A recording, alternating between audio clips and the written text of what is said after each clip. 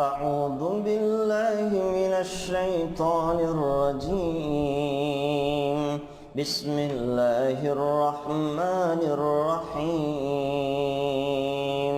قد أفلح المؤمنون الذين هم في صلاتهم خاشعون والذين هم عن اللغو معرضون والذين هم للزكاة فاعلون والذين هم لفروجهم حافظون إلا على أزواجهم أو ما ملكت أيمانهم فإنهم غير ملومين فمن ابتغى وراء ذلك فأولئك هم العادون والذين هم لأماناتهم وعهدهم راعون والذين هم على صلاتهم يحافظون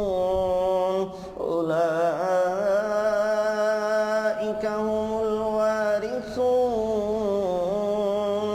الذين يرثون الفردوس هم فيها خالدون. ولقد خلقنا الإنسان من سلالة من طين ثم جعلناه نطفة في قرار مكين ثم خلقنا النطفة علقة فخلقنا العلقة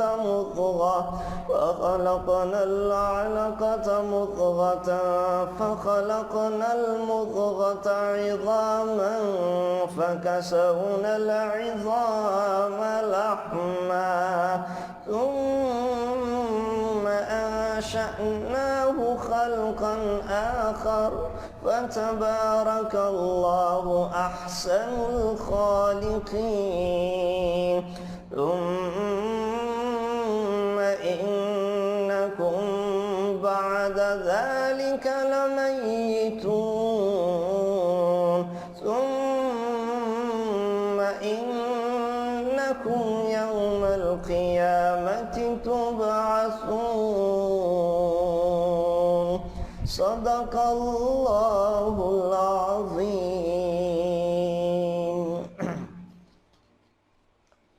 بسم اللہ الرحمن الرحیم. انشاءاللہ العزیز ہم آج 18واں پارہ پڑھیں گے. 18ویں پارے کے جو اہم مضامین ہیں میں ان کا ذکر انشاءاللہ آپ کے سامنے کر دوں گا. پہلے ایک اوورال جو ریویو ہے سارے پارے کا خلاصہ ہے وہ میں آپ کو ذکر کر دیتا ہوں. اس سارے پارے کا خلاصہ ذکر کرنے کے بعد انشاءاللہ العزیز جو اہم چیزیں ہیں ہمارے متعلق وہ میں ذکر کر دوں گا. پہلے میں خلاصہ ذکر کرتا ہوں. سارے پارے میں اللہ تعالیٰ کیا فرما رہے ہیں.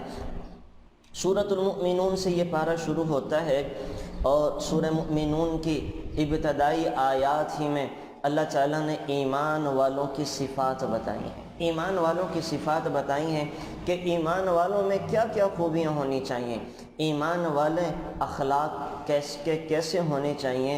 تو ان صفات کی وجہ سے, ایمان والوں کی خوبیوں کی وجہ سے اللہ تعالیٰ نے اس سورت کا نام ہی سورۃ المؤمنون رکھ دیا. سورۃ المؤمنون کہ اس سورت میں ایمان والوں کی خوبیاں, ایمان والوں کی صفات بیان کی گئی ہیں. اس وجہ سے اس کا نام ہی سورۃ المؤمنون رکھا گیا.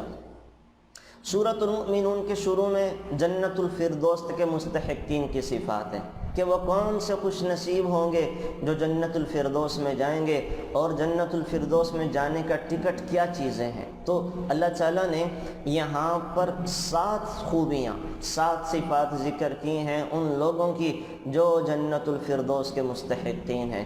جنت الفردوس والوں کی 7 خوبیاں اللہ تعالیٰ ذکر کر رہے ہیں. پہلی کیا ہے؟ سچا ایمان. نمبر 1 سچا ایمان جو ریا اور نفاق سے پاک ہو. نمبر 2 نماز میں خشوع خضوع یعنی اللہ کے سامنے عاجزی اور خوف کے ساتھ کھڑے ہونا. نمبر 3 لغو سے اعراض، ہر وہ کام، ہر وہ بات جس سے نہ دین کا فائدہ ہو نہ دنیا کا فائدہ، اس کو لغو کہا جاتا ہے۔ لغو کام، بیکار کے کام، ہر وہ کام جس میں نہ دین کا فائدہ نہ دنیا کا۔ تو نمبر 3 خوبی جنت الفردوس کی حقداروں کی یہ بتائی ہے کہ وہ لغو باتوں سے اعراض کرتے ہیں۔ نمبر 4 کامل طریقے سے زکوٰۃ کی ادائیگی، یعنی حقوق العباد کا مکمل خیال کرنے والے ہیں، حق اللہ کے ساتھ ساتھ حق اللہ کی ادائیگی کا لحاظ بھی رکھتے ہیں۔ نمبر 5 وہ بے حیائی کے کاموں سے دور رہتے ہیں، اپنے آپ کو بے حیائی اور بدکاری کے کاموں سے بچا کے رکھتے ہیں۔ نمبر 6 وہ امانتوں کا لحاظ کرتے ہیں، امانتوں کا لحاظ کرتے ہیں اور اپنے وعدوں کو پورا کرنے والے ہیں، امانتوں میں خیانت نہیں کرتے، وعدہ کر کے توڑتے کوئی نہیں ہے۔ اور نمبر 7 نمازوں کی حفاظت کرتے ہیں۔ نمازوں کی حفاظت کیا کا مطلب؟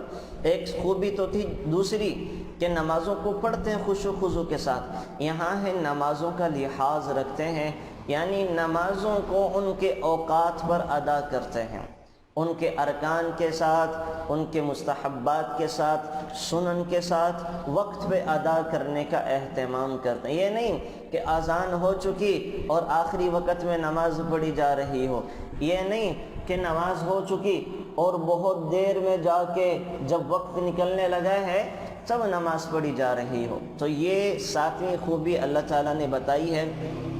تو یہ 7 خوبیاں ایمان والوں کی ہیں، ان لوگوں کی جو جنت الفردوس کے حقدار ہیں، جنت الفردوس کے مستحقین ہیں۔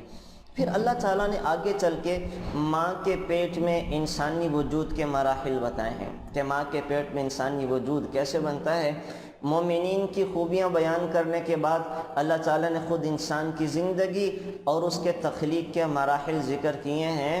وہ قرآن کریم نے انسانی وجود کے مراحل آج سے 1400 سال پہلے ذکر کر دیے تھے، جب عرب و عجم کے حکماء میں سے بھی کوئی بھی ان کے بارے میں لب کشائی کی جسارت نہیں کرتا تھا۔ لیکن آج کی جدید میڈیکل سائنس نے جیسے سے قرآن نے کہا تھا ویسے ہی ثابت کیا کہ جیسے اللہ نے قرآن کریم میں ماں کے پیٹ میں ایک بچے کی پرورش کے پروان چڑھنے کے جو مراحل ہیں وہ ذکر کیے ہیں، آج کی جدید میڈیکل سائنس بھی انہی چیزوں پر تحقیق کر کے اپنے آپ کو آگے بڑھا رہی ہے۔ پھر اللہ تعالیٰ نے انسان کے وجود میں دلائل ایمان بیان کرنے کے بعد 3 قسم کے تکوینی دلائل ذکر کیے ہیں۔ میں نے آپ کو بتایا ہے ایک ہوتا ہے تشریعی اور ایک ہوتا ہے تکوینی امور، ایک ہوتا ہے تشریعی امور اور ایک ہوتا ہے تکوینی امور۔ تشریعی امور کیا ہوتے ہیں؟ ہر وہ کام جس کا تعلق شریعت کے ساتھ ہو، حلال حرام کے ساتھ ہو، پاکی ناپاکی کے ساتھ ہو، جائز اور ناجائز ہونے کے ساتھ ہو، انہیں کہا جاتا ہے تشریعی امور۔ اور ایک ہوتا ہے تکوینی امور۔ تکوینی امور سے کیا مطلب؟ وہ کام جن سے کائنات کا نظام چلایا جاتا ہے، وہ چیزیں، وہ کام جن سے کائنات کا نظام چلتا ہے، آسمانوں کا نظام، بارشوں کا نظام، ہواؤں کا نظام، رزق کا نظام، یہ ساری چیزیں جو انسان کی ضرورتیں ہوتی ہیں انہیں تکوینی امور کہا جاتا ہے۔ تو اللہ تعالیٰ قرآن کریم میں دونوں چیزیں ذکر کرتے ہیں، تشریعی امور بھی جن کا تعلق انسان کی شریعت کے ساتھ ہو، اور تکوینی امور بھی اللہ ذکر کرتے ہیں جن کا تعلق انسان کے رزق کے ساتھ ہے، ہواؤں کے ساتھ ہے اور آسمانوں کے ساتھ ہے، پانیوں کے ساتھ ہے۔ یہ چیزیں تکوینی کائنات کا نظام چلانے والی چیزوں کو تکوینی امور کہا جاتا ہے۔ تو اللہ تعالیٰ نے 3 دلائل تکوینی امور کے بھی ذکر کیے ہیں کہ ساتوں آسمانوں اور ان کے اندر جو عجیب و غریب مخلوقات ہیں سب اللہ کی پیدا کرتا ہے۔ پھر اللہ کہہ رہے ہیں بارش کا برسانا اور اس ایک بارش کے ذریعے رنگ رنگ کے پھل اور پھولوں کا اگانا، یہ میری قدرت اور سنت اور کاریگری ہے کہ پانی ایک ہی ہے، زمین ایک ہی ہے، اسی زمین سے کھٹے پھل بھی اگاتا ہوں، میٹھے پھل بھی اگاتا ہوں، پیلے اور سرخ رنگ کے بھی اگا رہا ہوں، زرد اور سبز رنگ کے بھی اگا رہا ہوں، کچے بھی ہیں، پکے بھی ہیں، پھیکا بھی ہے، تیکھا بھی ہے، کڑوا بھی ہے، میٹھا بھی ہے، نمکین بھی ہے۔ ایک ہی زمین میں ایک ہی پانی لگا کے مختلف چیزوں کو نکالنا یہ میرا کام ہے، میں اللہ ہوں، میں ان سب چیزوں پہ کرنے پہ قادر ہوں۔ یہ کہہ رہے ہیں۔ پھر اللہ تعالیٰ ایک اور چیز ذکر کر رہے ہیں کہ چوپاہوں اور جانوروں کے اندر کا دودھ، گوشت ہے، سواری اور بردباری جیسے منافع ہیں، یہ سب چیزیں بھی میں انسانوں کو پہنچا رہا ہوں کہ یہ جانور جو ہیں پانی پیتے ہیں، سبز رنگ کا چارہ کھاتے ہیں، ان کے جسموں کو تم ذبح کرو تو تمہیں خون نظر آئے گا، گوبر نظر آئے گا اور گوشت نظر آئے گا، لیکن یہ صاف شفاف دودھ نکالتے ہیں۔ تو اللہ کہہ رہے ہیں کہ یہ سب چیزیں میری قدرت کے اوپر دلیل اور دلالت کرنے والی چیزیں ہیں۔ تو اللہ تعالیٰ نے ماں کے پیٹ میں جیسے عجیب و غریب طریقے سے انسان کو پالتا ہے، ایسے ہی دنیا کے اندر چیزوں کو اللہ عجیب و غریب انداز میں پالتے ہیں، تو وہ ذکر کر رہے ہیں۔ پھر اللہ تعالیٰ کی قدرت اور وحدانیت کے دلائل ذکر کرنے کے بعد اللہ تعالیٰ نے پھر انبیاء علیہم السلام کے واقعات کو ذکر کرنا شروع کیا ہے۔ حضرت نوح، حضرت ہود، صالح، موسیٰ، عیسیٰ اور ہارون علیہ السلام کے قصے بیان کیے۔ پھر ان تمام انبیاء کی چونکہ دعوت ایک ہی ہوتی ہے، تمام انبیاء کا پروگرام اور مقصد ایک ہی ہے، گویا کہ ہر زمانے میں جو نبی آیا ہے وہ ایک ہی مقصد اور ایک ہی پروگرام لے کے آیا ہے، لیکن ہر زمانے میں لوگ مختلف ہو گئے، فرقوں میں بٹ گئے، گروہوں میں بٹ گئے، اور اپنے اپنے خیالات لوگوں نے اپنا لیے۔ تو یہاں پہ یہ اللہ تعالیٰ کہہ رہے ہیں کہ کیسے کہا جائے کہ مسلمان بھی اس صورتحال سے نہیں بچ پاتے۔ قرآن بھی ایک ہے، نبی بھی ایک ہے، مسلمانوں کا قبلہ بھی ایک ہے، لیکن مسلمان ایک نہیں ہے۔ قرآن ایک، قبلہ ایک، نبی ایک، لیکن مسلمان ایک نہیں رہے، بھانت بھانت کی بولیاں بول کر ایک دوسرے پر کفر کے فتوے لگانے لگے۔ اللہ کہہ رہے ہیں کہ ہم نے تو ایک بنایا تھا، یہ تم نے اپنے آپ کو کیوں بانٹ لیا، کیوں تقسیم کر لیا؟ پھر آگے چل کر اللہ تعالیٰ ان اختلافات کے حل کی ایک صورت بتا رہے ہیں، وہ یہ ہے کہ ہر فرقہ کتاب و سنت کے سامنے اپنی گردن کو سر تسلیم خم کر دے، ہر گروہ، ہر طبقہ وہ قرآن و سنت کے سامنے اپنے آپ کو جھکا لے تو اختلافات ختم ہو جائیں گے۔ تو سارے اختلافات کو ختم کرنے کی ایک ہی صورت ہے کہ ہمیں قرآن سمجھنا ہے، نبی کا فرمان سمجھنا ہے۔ جن لوگوں کی دو چیزیں سمجھ میں آ گئی تو اللہ اشارہ کر رہے ہیں کہ ساری دنیا سے اختلافات اور جھگڑا ختم کرنے کے لیے تمہیں قرآن سمجھنا پڑے گا اور محمد صلی اللہ علیہ وسلم کا فرمان سمجھنا پڑے گا۔ تو ایک طرف تو وہ لوگ ہیں جو باہمی جدل و جدال، لڑائی جھگڑے میں ہیں، ان کے دل غفلت اور جہالت میں پڑے ہوئے ہیں۔ دوسری طرف اللہ کے وہ نیک بندے ہیں جو آپس میں محبت کرنے والے ہیں، ان کے دل بیدار اور ہدایت کے نور سے بھرے ہوئے ہیں۔ ان لوگوں کے اندر 4 ایمانی صفات بتائی ہیں کہ جن کے دل نور ایمانی سے بھرے پڑے ہیں، اللہ کہہ رہے ہیں کہ ان میں 4 خوبیاں ہوتی ہیں۔ نمبر 1، وہ اللہ کے عذاب سے ڈرتے ہیں۔ نمبر 2، وہ اللہ تعالیٰ کی تشریعی اور تکوینی آیات پر ایمان رکھتے ہیں۔ نمبر 3، وہ ریا سے بچتے ہیں اور ہر عمل میں اخلاص پیدا کرنے کی کوشش کرتے ہیں۔ نمبر 4، کہ وہ احسان کرنے والے ہیں، انہیں اللہ تعالیٰ نے صفت احسان عطا کی ہے، یعنی نیک اعمال کرنے کے باوجود ڈرتے رہتے ہیں کہ پتہ نہیں اللہ نے ہماری نیکی قبول کی بھی ہوگی کہ نہیں ہوگی۔ وہ کرتے بھی ہیں اور ڈرتے بھی ہیں، وہ کر کر کے ڈرتے رہتے ہیں۔ اور اللہ معاف فرمائے کہ ہم ہیں کہ کرتے بھی نہیں ہیں، ڈرتے بھی نہیں ہیں، اعمال بھی نہیں کرتے اور کہتے بھی ویکھی جائے گی، اللہ خیر کرے گا، دیکھ لیں گے جو ہوگا۔ تو اللہ کہہ رہے ہیں کہ ایمان والے تو وہ ہیں جو صفت احسان کے ساتھ متصف ہوتے ہیں، اعمال کرتے بھی ہیں، ڈرتے بھی ہیں، نمازیں بھی پڑھتے ہیں، خوف بھی لگا رہتا ہے کہ اللہ قبول فرما لے، صدقہ خیرات بھی کرتے ہیں، خوف بھی لگا رہتا ہے اللہ نے قبول فرمایا کہ نہیں فرمایا، پھر قبولیت کے لیے دعائیں کرتے رہتے ہیں۔ تو یہ ایمان والوں کی خوبیاں بتائی۔ اور جو محروم ہیں ان کے بارے میں کیا کہا؟ جو قرآن اور صاحب قرآن کا مذاق اڑاتے ہیں، جو قرآن کریم کا بھی اور قرآن والوں کا بھی مذاق اڑاتے ہیں، یہ اللہ کہہ رہے ہیں کہ یہ محروم ہیں۔ پھر اللہ تعالیٰ نے سرکشی کے 3 بڑے اسباب ذکر کیے کہ انسان مجھ سے باغی کیوں ہوتا ہے، انسان مجھ سے بغاوت کیوں کرتا ہے، یہ سرکش گھوڑے کی طرح یہ کیوں دور چلا جاتا ہے اپنے مالک سے۔ اللہ اس کے 3 سبب بتا رہے ہیں۔ ایک کیا ہے کہ وہ عقلوں کو استعمال نہیں کرتے، بلکہ قرآن کریم میں غور و فکر کرنے کے بجائے مذاق اڑانا شروع کرتے ہیں۔ عقلیں دی تھی میں نے اس لیے کہ قرآن کریم میں غور کریں، ریسرچ کریں، تحقیق کریں، اس کو پڑھیں، اس کو سمجھیں، تاکہ پتہ چلے کہ میں نے اپنے قرآن میں کیا کہا ہے۔ تو سرکشی کا ایک بہت بڑا سبب وہ قرآن کریم کو نہ سمجھنا ہے۔ یہ ہم بھی کرتے ہیں، اللہ معاف فرمائے۔ ساری زندگیاں گزر جاتی ہیں، بچپن سے جوانی، جوانی سے بڑھاپے تک کا سفر، لیکن کبھی قرآن کریم کو سمجھنے کی کوشش نہیں کرتے۔ زیادہ سے زیادہ رمضان میں دورہ کر لیا، وہ دورہ بھی برکت والا ہوتا ہے کہ قرآن کریم کے ظاہری الفاظ پڑھ کے ترجمہ سنتے، اس سے کیا فائدہ ہوتا ہے؟ تو خود ہم ایک اہتمام نہیں کرتے کہ پتہ تو چلے قرآن کریم میں ہے کیا پیغام اللہ سنا رہے ہیں، کیا میسیج دے رہے ہیں۔ وہ بس برکت کے لیے جمع ہو جاتے ہیں اور جناب آیتوں کا ترجمہ پڑھ کے یہ سمجھتے ہیں کہ ہم نے قرآن کریم کا دورہ کر لیا۔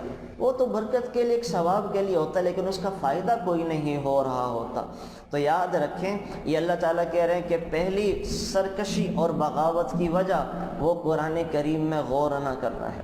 نمبر 2، اللہ کہہ رہے ہیں کہ یہ لوگ محض ضد اور عناد کی وجہ سے اللہ کو جھٹلاتے ہیں، ورنہ ان لوگوں کو سرکار دو عالم صلی اللہ علیہ وسلم کا حسب نسب، آپ کی دیانت اور صداقت کا پتہ ہے، لیکن اللہ کے نبی کی باتوں کو نہیں مانتے ضد اور عناد کی وجہ سے۔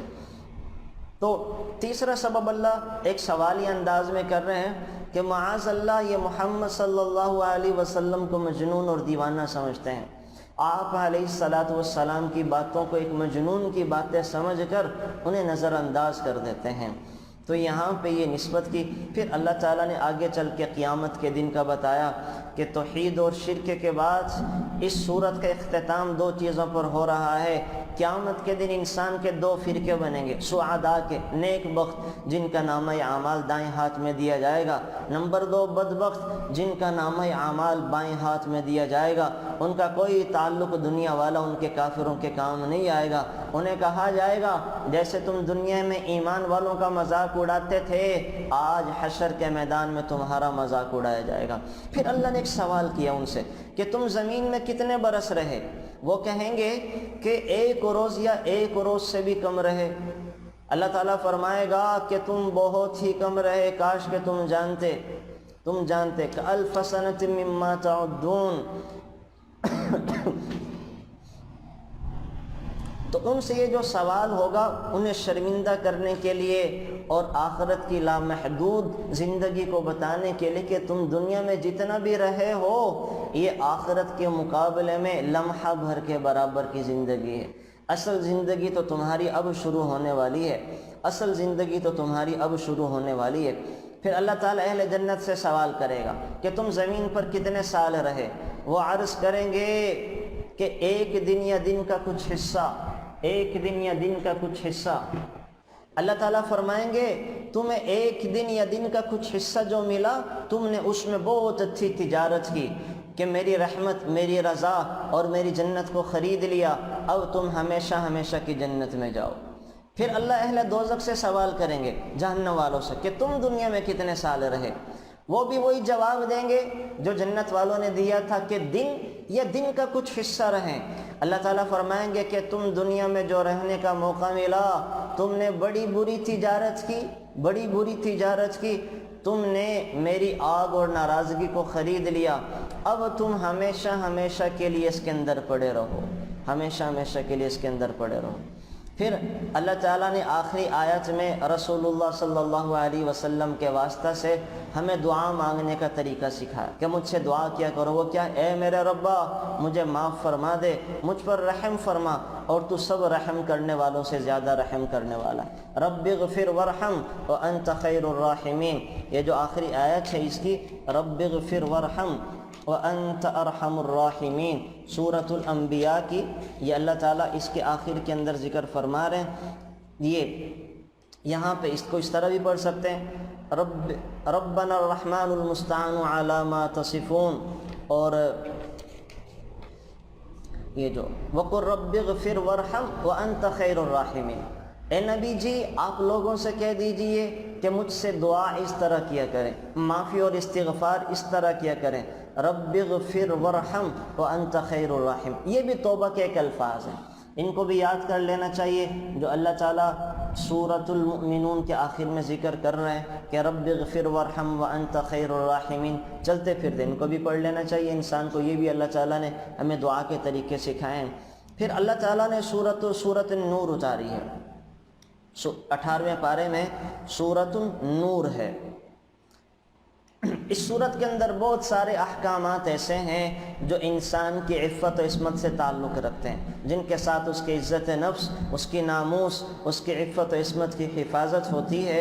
بہت سارے احکامات ایسے ہیں، اسی لیے صورتوں کو عورتوں کو سکھانے کا حکم دیا۔ حضرت مجاہد رحمۃ اللہ علیہ فرمایا کرتے تھے کہ رسول اللہ صلی اللہ علیہ وسلم نے ارشاد فرمایا، اپنے مردوں کو سورۃ المائدہ اور عورتوں کو سورۃ النساء سکھاؤ، اپنے مردوں کو سورۃ المائدہ اور عورتوں کو سورۃ النساء سکھاؤ۔ حضرت عائشہ رضی اللہ تعالی عنہ یہ سورت خود خواتین کو سکھلایا کرتی تھیں۔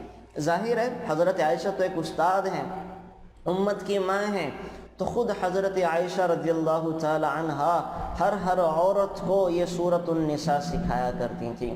تو سورۃ النساء جو ہے یہ بڑی اہم ہے، اس کے مضامین کو سمجھنا پڑھنا بڑا ضروری ہے۔ کچھ چیزیں تو انشاءاللہ میں آپ کے سامنے ذکر کر دوں گا، اور ساری چیزیں تو ظاہر ذکر نہیں ہو سکتی، تو بہت ساری چیزیں آپ خود اپنے مطالعہ میں لے کر آئیں، اپنے مطالعہ میں اس کو لے کر آئیں، تفسیر میں جا کے اس کو ڈیٹیل کے ساتھ پڑھیں، تاکہ سورۃ النور کے احکامات جو ہیں وہ ہمیں پتہ چل جائیں۔ تو یہاں پہ میں موٹی موٹی چیزیں ذکر کر دیتا ہوں کہ سورۃ النور میں اللہ تعالیٰ کیا ذکر کر رہے ہیں، پھر انشاءاللہ جو میں نے آپ کو خلاصہ بتایا ہے، ان میں سے جو باتیں ڈیٹیل کے ساتھ بتانے والی ہیں وہ میں آپ کو تفصیل کے ساتھ ذکر کر دوں گا۔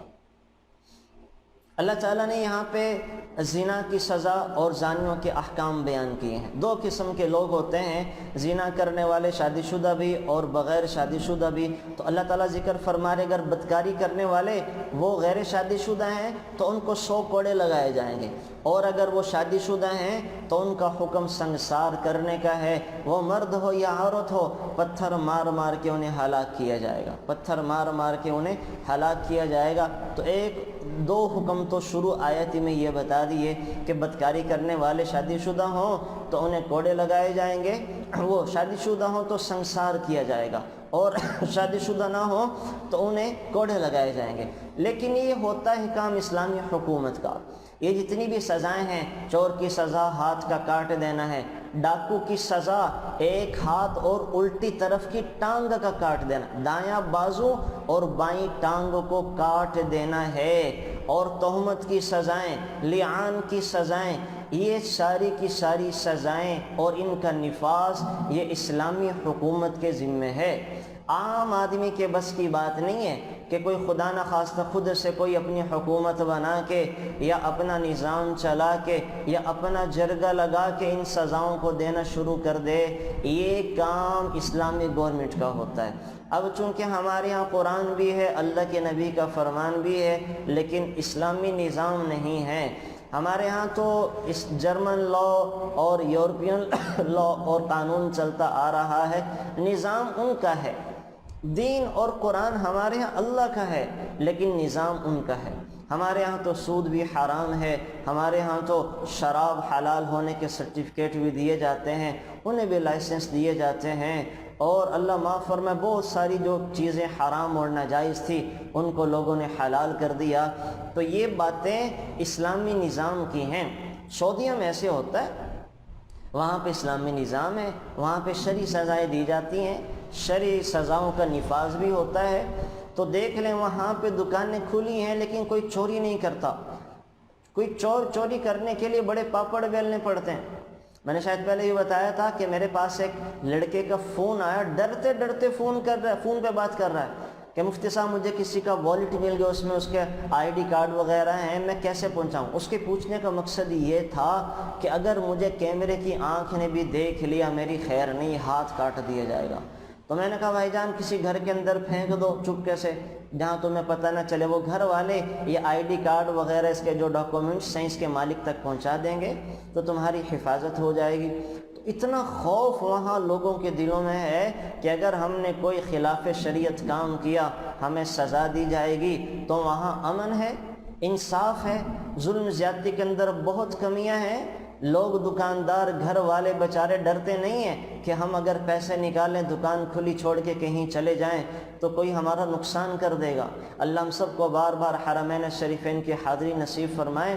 آپ حرم کے سامنے دیکھیں، مدینہ منورہ میں دیکھیں، گولڈ کی مارکیٹ نماز کے وقت میں پوری کی پوری کھلی رہتی ہے، اور لوگ جو ہیں وہ نماز پڑھنے کے لیے چلے جاتے ہیں، کوئی وہاں دیکھنے والا پوچھنے والا نہیں ہوتا۔ کیوں؟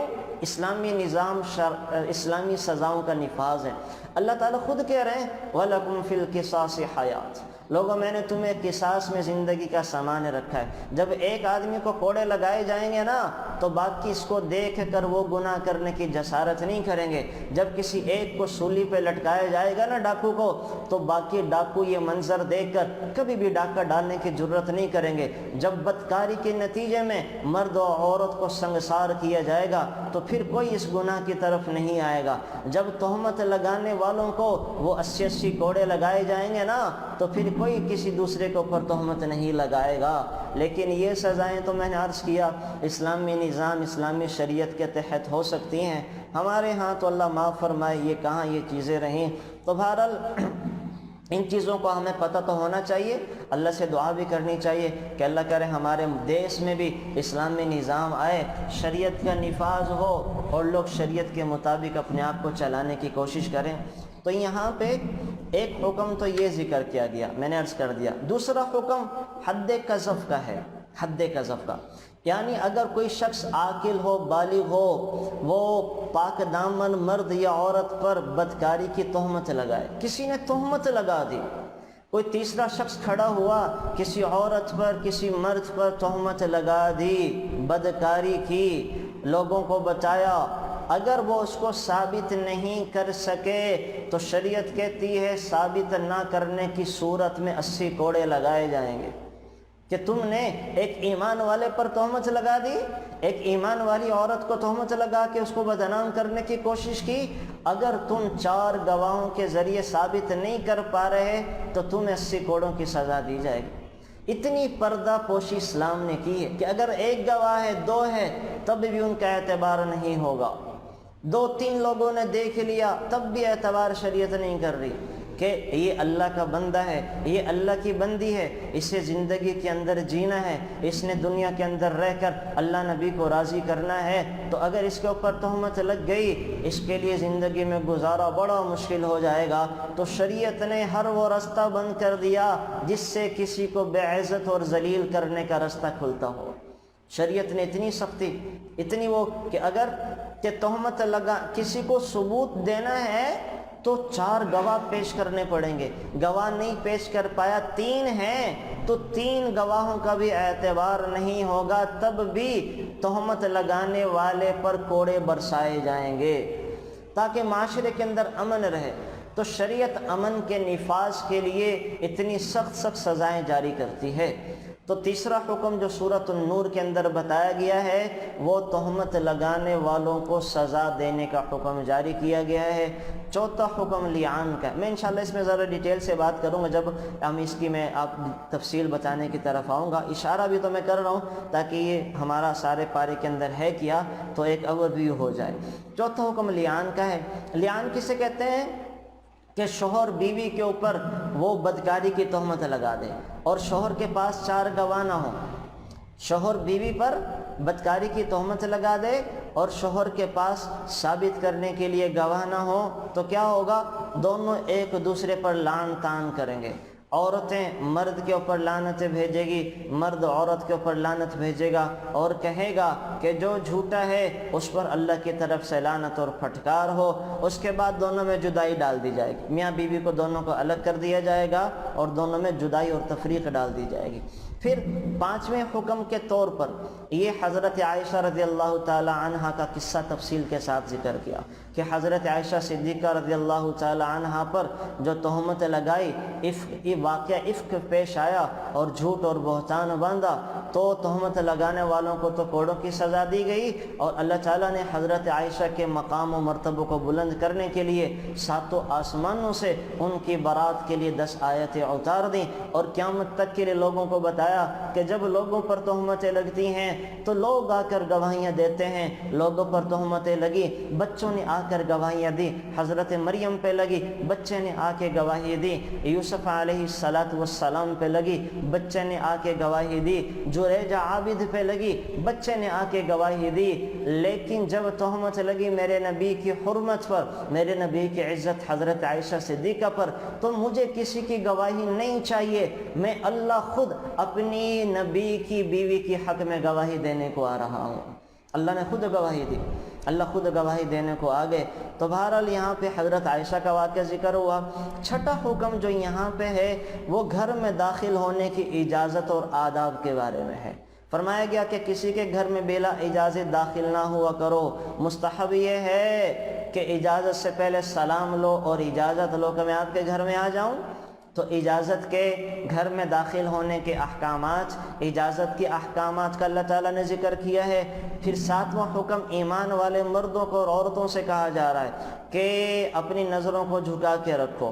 عورتوں کو اپنے شوہروں، اپنے والد، اپنے سسر، حقیقی بیٹوں، بھانجوں، بھتیجوں، اپنی لونڈیوں اور اسی طرح سے جو ان کے محرم مرد ہیں ان کے علاوہ کے سامنے زیب و زینت کے ظاہر کرنے سے منع کر دیا گیا کہ اپنے خونی رشتہ داروں کے ساتھ جن کے ساتھ تمہارا نکاح نہیں ہو سکتا ان کے سامنے تو زیب و زینت کے اظہار کی اجازت ہے. ان کے علاوہ نامحرم مردوں کے ساتھ جن کے ساتھ تمہارا نکاح ہو سکتا ہے ان کے سامنے زیب و زینت کے اظہار کی اجازت نہیں ہے. تو یہ حکم یہاں پہ یہ دیا. پھر میاں بیوی کے حقوق بچائے کہ انسان جو ہے نکاح کی ترغیب دی. اصل میں یہ جو پہلے 6 آیتیں ذکر ہوئیں یہ سارے احکام کہ شادی شدہ مرد، شادی شدہ عورتیں یا غیر شادی شدہ بدکاری کریں اور پھر تہمتیں، یہ سارے جو چیزیں احکام تھے اصل میں شریعت وہ بدکاری کا رستہ بند کرنا چاہتی ہے. وہ کسی طور پہ بدکاری کو برداشت نہیں کرتی اور بدکاری کے سد باب کے لیے شریعت نے نکاح کو آسان کرنے کا، نکاح کو رواج دینے کی ترغیب دی ہے. اسلام نے تو نکاح کو بہت آسان کیا.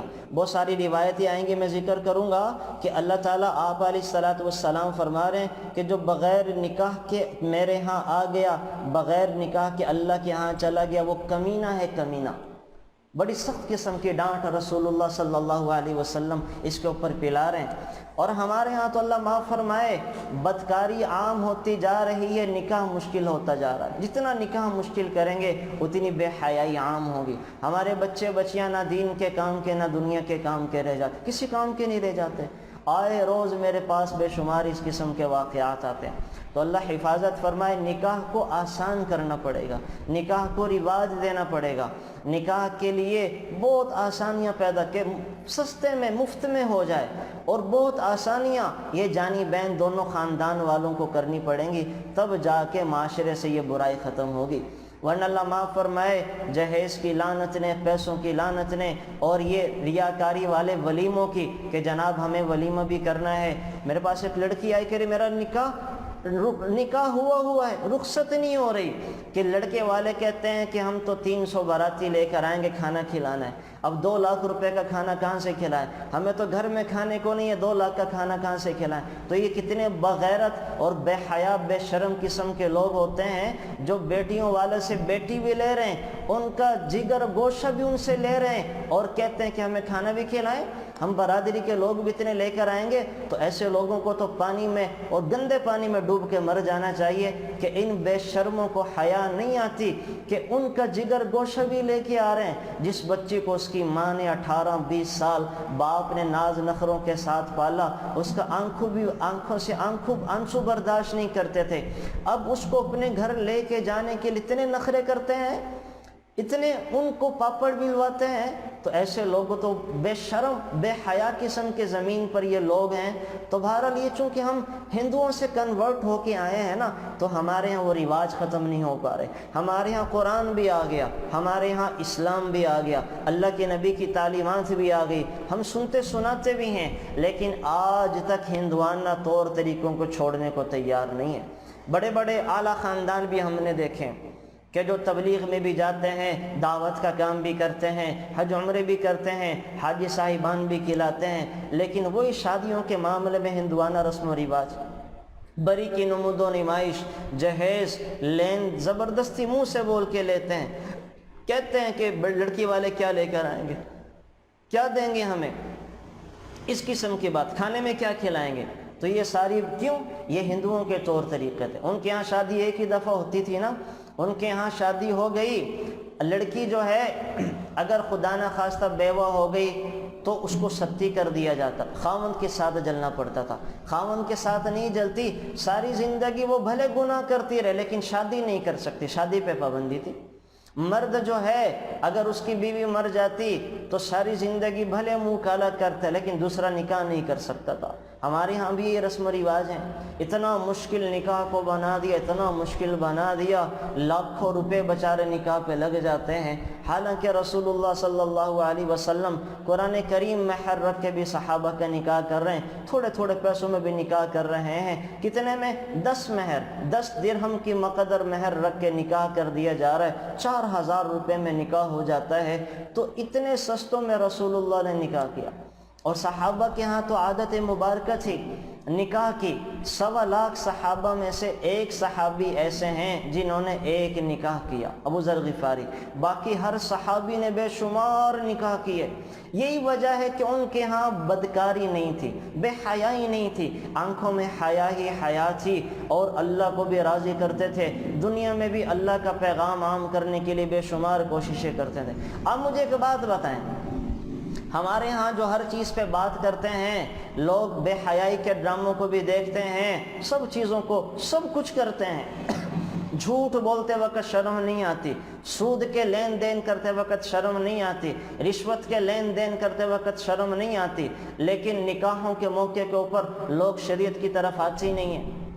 آپ مجھے ایک بات بتائیں، حضرت فاطمہ رضی اللہ تعالی عنہا جنت کی خاتون ہیں، جنت کی سردار ہیں، رسول اللہ صلی اللہ علیہ وسلم کی لخت جگر ہیں، اور دنیا کے اندر ایسی خاتون کوئی نہیں، ظاہر ہے میرے نبی کی بیٹی ہیں، سب سے زیادہ حسین دنیا کی عورت ہوں گی، لیکن حضرت علی کے نکاح میں آئے ہوئے کچھ عرصہ ہوا، حضرت علی رضی اللہ تعالی عنہ کو ابو جہل کی بیٹی پسند آ گئی، حضرت علی نے نکاح کا پیغام بھی بھیج دیا۔ اب آپ مجھے ذرا ایک لمحہ سوچ کے بتائیں کہ حضرت فاطمہ جیسی خاتون جس کے نکاح میں ہو تو کیا اس شخص کے لیے یہ بنتا ہے کہ کسی اور کی طرف نظر اٹھے؟ لیکن چونکہ ان کے ہاں حیا تھی، ان کے ہاں اللہ تعالیٰ کو راضی کرنے کے لیے یہ چیزیں زیادہ بڑے مسائل نہیں رکھتے تھے، تو حضرت علی کو حضرت فاطمہ کی موجودگی میں عقلی طور پر کسی اور لڑکی کا پسند آنا بنتا کوئی نہیں تھا، لیکن حضرت علی کو ابو جہل کی بیٹی پسند آ گئی، نکاح کا پیغام بھیج دیا۔ وہ تو اللہ کے نبی نے کسی وجہ سے منع کر دیا کہ ابو جہل تو کافر ہے، اور حضرت علی سے کہا کہ اللہ کے نبی کی بیٹی اور اللہ کے دشمن کی بیٹی ایک گھر میں جمع نہیں ہو سکتی۔ یہ نہیں کہا تھا کہ تم دوسرا نکاح نہیں کر سکتے، دوسری بیوی نہیں لے کے آ سکتے، اس کی وجہ تھی کہ ایک طرف تو اللہ کے نبی ہیں جو ساری دنیا کے اندر اسلام لے کے آنا چاہتے ہیں، ایک طرف اللہ کا سب سے بڑا دشمن ابو جہل ہے، اس کی بیٹی، تو یہ دونوں کے ایک جگہ جمع ہو تو معاملات دین کے حساب سے بگڑ جائیں گے، اس وجہ سے آپ علیہ الصلوۃ والسلام نے منع فرما دیا۔ تو پھر حضرت فاطمہ کی دنیا سے رخصت ہونے کے بعد حضرت علی نے 3 شادیاں کی اور 19 باندیاں رکھی، ایک ہی وقت میں 20 بیویاں باندیوں کی اور بیویوں کی شکل میں تھی۔ تو ہر صحابی نے بے شمار نکاح کیے، نکاح کا ان کے یہاں رواج تھا، عام تھا، اور اس کی سب سے بڑی وجہ یہ ہوئی کہ تاریخ اسلامی کے اندر بے حیائی کے واقعات نہیں ملتے، ورنہ وہاں پہ شرعی سزائیں تھیں، کوڑے لگائے جاتے تھے۔ اور آپ ساری اسلامی تاریخ، حضرت ابوبکر صدیق کا دور دیکھ لیں، حضرت عمر کا دور دیکھ لیں، حضرت عثمان کا دور دیکھ لیں، حضرت علی کا دور اٹھا کے دیکھ لیں، وہاں بے حیائی کے واقعات کوئی نہیں تھے، اسی وجہ سے کہ نکاح عام تھا، بے حیائی ختم ہوتی چلی گئی۔ تو پھر وہ کیا کرتے تھے؟ وہ جب باحیا ہوئے تو اللہ کے قریب ہوتے چلے گئے، دنیا فتح کرتے چلے گئے، دنیا کے اندر اللہ کا پیغام پرچار کرنے کے لیے وہ پھیلتے گئے، پھولتے گئے، آگے بڑھتے چلے گئے۔ اور اللہ معاف فرمائے، ہمارے معاشرے میں ماں باپ پہلے تو بچوں اور بچیوں کی نگرانی نہیں رکھتے، جب بچے بچیاں بڑے ہو جاتے ہیں اور وہ کہیں خود کسی کو پسند کرنے لگتے ہیں، پھر ان پہ پیرے بٹھا دیتے ہیں، پھر وہاں ان کی برادری آڑے آ جاتی ہے، پھر سٹیٹس آڑے آ جاتا ہے، پھر کہتے ہیں نہیں ہماری برادری اور ذات پات کا فرق ہے۔ لعنت ہے ایسے لوگوں کے اوپر جو ذات پات برادری کے چکروں میں آ کے اپنے بچے بچیوں کی خوشیاں، اور اگر صحیح طرح سے بچے بچیاں وہ انہوں نے کوئی رشتہ دیکھیں، ایک یہ تو غلط ہی ہے کہ بچے بچیاں خود اس طرح سے آزاد ہو کے کام کریں، لیکن اگر نگرانیاں نہیں کی اور بچے بچوں نے خود سے کوئی رشتہ پسند کر لیا، تو ماں باپ اگر اپنی ذات پات ناک کی وجہ سے، سٹیٹس کی وجہ سے بچے بچی کا رشتہ نہیں کرتے، تو عام طور پہ یہ رشتہ نہ کرنا تباہی اور بربادیاں لے کے آتے ہیں۔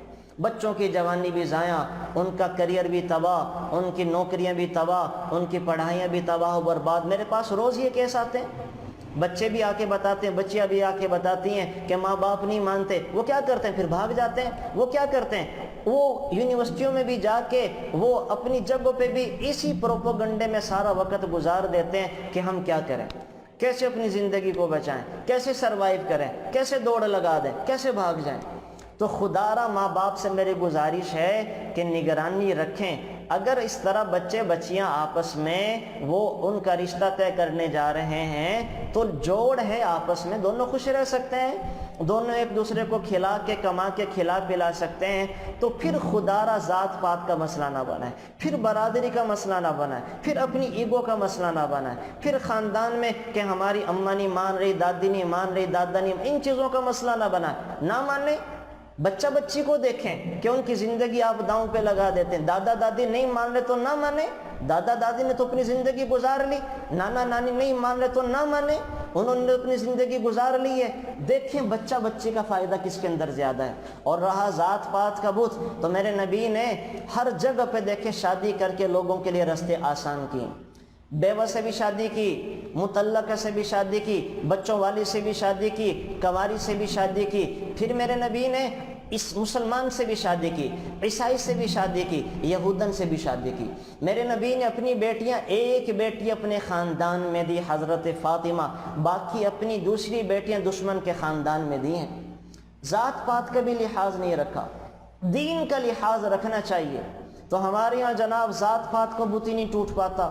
کتنی بچیاں ایسے گھر میں بیٹھی ہوئی ہیں، ماں باپ اڑ جاتا ہے، بیوقوف ہے، نہیں ہم نے جناب اپنی برادری میں کرنا ہے۔ بچی کی عمر نکل جاتی ہے، بچے کی عمر نکل جاتی ہے، وہ گناہوں میں لگے رہتے، اس چکر میں نہیں اپنی برادری کی نہیں مل رہی۔ بھائی آپ کی برادری کون سی آسمان سے آئی ہے؟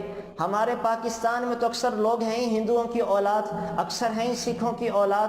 آپ میں سے کون بتا سکتا ہے کہ پڑ دادا کا نام کیا تھا، سڑ دادا لکڑ دادا کا نام کیا تھا؟ اکثر لوگوں کو نہیں پتا۔ ہم اکثر تو ہندوؤں سے کنورٹ ہو کے مسلمان ہوئے، اسی لیے ہمارے ہاں ذات پات یہ ہندوانہ رسم ہے، ہندوانہ ایک بت ہے جس سے ہم سچے اچھے مسلمان بن کر بھی توڑنے کو تیار نہیں ہیں۔ باقی رہا کیا گارنٹی ہے کہ آپ اپنی ذات پات میں کرتے رشتے نہیں ٹوٹتے؟ کیا گارنٹی ہے کہ ذات پات میں کر کے اپنی برادری میں کر کے وہ لڑکا آپ کی بیٹی کو ایک ملکہ کی طرح، ایک بیٹی کی طرح بنا کے رکھتا ہے، وہ آپ کی ساس جو ہے وہ بیٹی کو، بہو کو بیٹی کا درجہ دیتی ہے؟ کیا گارنٹی؟ اور کہاں پہ یہ گارنٹی ملتی ہے؟ کہیں پہ بھی نہیں ملتی۔ اپنے بھی بس اوقات بیگانے ہو جاتے ہیں اور بیگانے بھی بس اوقات اپنوں سے زیادہ پیار دیتے ہیں۔ تو ان چیزوں سے نکلیں، یہ کلچر سے نکلیں، خدا را یہ روایات سے نکلیں، یہ رسموں سے نکلیں، شریعت کی طرف آئیں، پاکیزہ دین دیکھیں کہ کتنی سرکار دو عالم صلی اللہ علیہ وسلم نے شریعت نے آسانیاں کی۔ تو سورہ نور کے اندر جو اللہ تعالیٰ ذکر فرما رہے ہیں یہاں پہ کہ یہ سخت سزائیں ہیں، کون یہ سزائیں دیتا ہے، اور ہمارے معاشرے میں کیا کیا نہیں ہوتا، اور کون کون سا گناہ نہیں ہوتا، اور اس گناہ کو دبا دبا کے لوگ وہ اور گناہ پہ گناہ کرتے رہتے ہیں۔ لیکن شریعت محمدیہ نے تو ان کی سخت سزائیں سنائی تھی، نکاح کو عام کیا تھا۔ جتنا نکاح عام ہوگا اتنا یہ بدکاری والا معاملہ ختم ہوتا جائے گا۔ اور یاد رکھیں، نکاح کو عام نہیں کریں گے پھر بدکاری کو آپ لاکھ دعائیں مانگے نہیں روک سکتے، آپ اس بے حیائی کے کلچر کو لاکھ کوششیں کر لیں نہیں روک سکتے۔ اس کا ایک ہی حل ہے جو شریعت نے ہمیں بتایا ہے کہ وہ نکاح کی شکل میں۔ تو اللہ تعالیٰ یہاں پہ نکاح کو وہ آسان کر رہے ہیں۔ جو لوگ نکاح نہیں کر سکتے تھے ان کے لیے شریعت نے باندیاں رکھی تھی کہ وہ باندیاں لے آئیں پیسوں سے، ان کے پاس اتنے وسائل نہیں ہیں تو کم پیسوں سے باندیاں لے کر آئیں اور اپنے آپ کو پاک دامن رکھیں۔ تو بہرحال یہاں پہ جو ہے وہ اسلام نے بہت ساری چیزوں کو وہ بتایا ہے اور بہت سارے احکامات دیے ہیں۔ آگے چل کر جو ہے یہ ذریعہ معاش کے متعلق، زمانہ جاہلیت میں لوگ حرام رستوں سے بھی وہ مال کمایا کرتے تھے، سود کے ذریعے، شراب کے ذریعے اور باندیاں رکھ کر ان کے عزت اور ناموس کے ذریعے۔ عبداللہ بن ابی سلول جیسا چودھری جو اپنے آپ کو مکہ مکرمہ کا چودھری سمجھتا تھا اور جو رسول اللہ صلی اللہ علیہ وسلم کے مدینہ منورہ میں آنے سے پہلے اپنے آپ کو مدینہ منورہ کا بے تاج بادشاہ سمجھتا تھا، اس نے بھی ایسی لونڈیاں پال رکھی تھی جن کی کمائی کھایا کرتا تھا۔ تو ایسے بھی لوگ تھے، تو شریعت نے آ کے پھر ان چیزوں کو ختم کیا اور کہا کہ عورتوں کو عزت دی جائے، عورتوں کو تو بیوی کا درجہ، باندی کا درجہ، ماں بہن بیٹی کا درجہ دیا جائے، اور مرد ان کو کما کے کھلائے گا، یہ گھروں میں بیٹھ کے راج کریں، یہ گھروں کی ملکائیں بنیں، یہ گھروں میں ایک ماں کا کردار ادا کریں، یہ اولاد کی تربیت کا کام کریں، یہ اولاد کی اچھی تربیت کر کے اسے اپنی گود سے اچھے اخلاق دیں، عفت اور پاک دامنی دیں، اس کو اسلام کے ہیرو بنائیں، اس کی تربیت کر کے اس کو موسیٰ بن نصیر بنائیں، طارق بن زیاد بنائیں، محمد بن قاسم بنائیں، اورنگزیب عالمگیر بنائیں، اس کو ایسے اسلامی ہیرو بنائیں۔ یہ عورتوں کا کام تھا کہ وہ یہ کام کریں، لیکن بدقسمتی سے عورتوں نے اپنے حصے کے کام کرنا چھوڑ دیے، مردوں کے کام سنبھال لیے۔ عورتوں کا کام تو اولاد کو اولاد بنانا تھا، عورتوں کا کام تو بیٹوں کو ہیرو بنانا تھا، بیٹیوں کو نیک مائیں بننے کی ترغیب دینا تھا، لیکن عورتیں جو ہیں وہ یہ کاموں کو چھوڑ کے اپنے کھانے پکانے میں، کچن میں، نوکریوں کے اندر، پڑھنے پڑھانے میں لگ گئیں۔ اچھا پڑھ کے اچھی ڈاکٹر بن گئی لیکن اچھی ماں نہیں بن سکی، اچھا پڑھ کے اچھی پروفیسر بن گئی لیکن اچھی بیوی نہیں بن سکتی، اچھا پڑھ کے وہ بہت بڑی موٹیویشنل اسپیکر بن گئی لیکن اچھی ساس نہیں بن سکتی۔ تو اسلام نے تو یہ روپ دیے تھے عورتوں کو بننے کے لیے، کرنے کے لیے۔ اچھی ہر عورت اگر یہ کر لے نا کہ میں ایک اچھی بیوی بن جاؤں، ایک اچھی ماں بن جاؤں، بس بات ختم ہے، سارا معاشرہ ہی ٹھیک ہو جائے گا، سارا معاشرہ ٹھیک ہو جائے گا، اولادیں ٹھیک ہو جائیں گی، مرد ٹھیک ہو جائیں گے۔ تو عورتوں کے حصے میں جو کرنے، عورتوں نے کہا کہ ہم مردوں کے کام کریں، ہمارے کام اللہ خود کر دے گا، ایسے نہیں ہوتا۔ اللہ تعالیٰ نے عورتوں کو ان کے حصے کے کرنے کے کام دیے تھے، رزق تو اللہ نے خود لیا ہے۔ دیکھیں نا، مرد کما کما کے کھاتا ہے، عورت کو تو شریعت نے ہر روپ میں گھر کی ملکہ بنایا ہے۔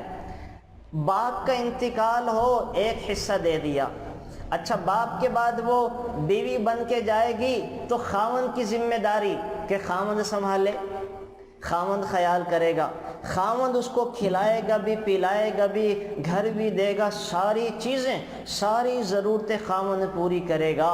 یہاں تک کہ اگر عورت کہے کہ میں اس بچے کو پیسے لے کر دودھ پلاؤں گی، بچہ تمہارا ہے، تو شریعت نے کہا کہ خاوند پھر بھی بیوی کو پیسے دے۔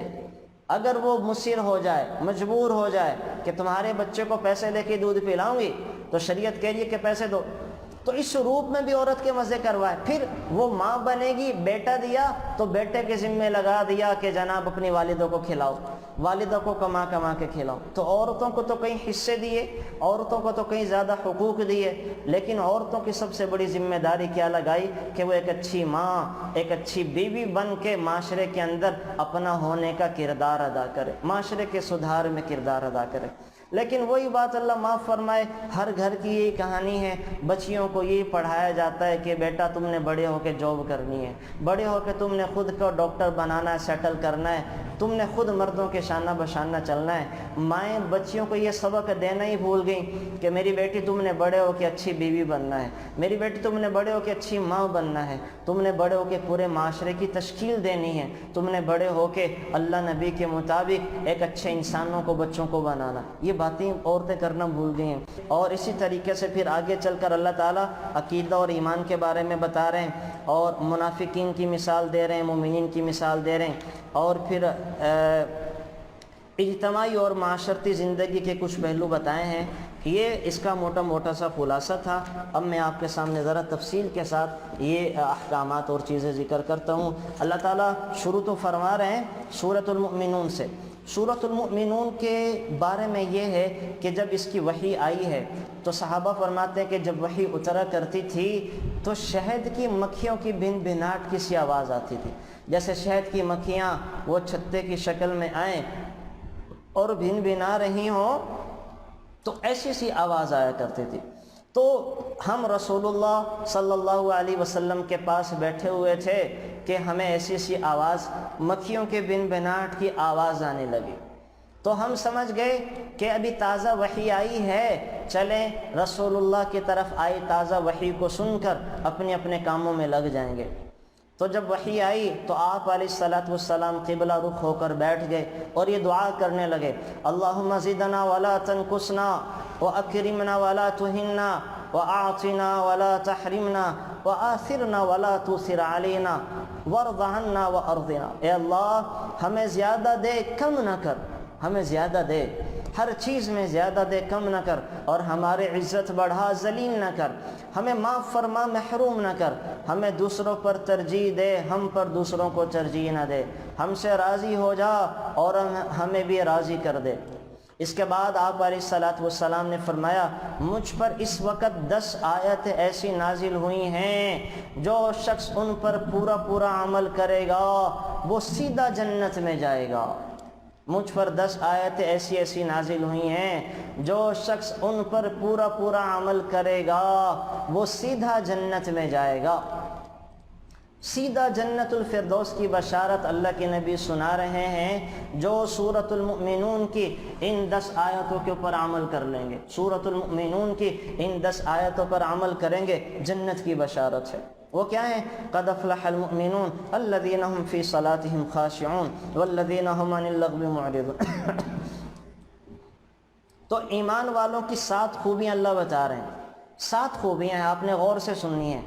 7 خوبیاں ہیں، 7 کام ہیں کہ جن پر پورا عمل کرنے سے میرے نبی مرتے ہی جنت میں داخلے کی بشارت سنا رہے ہیں۔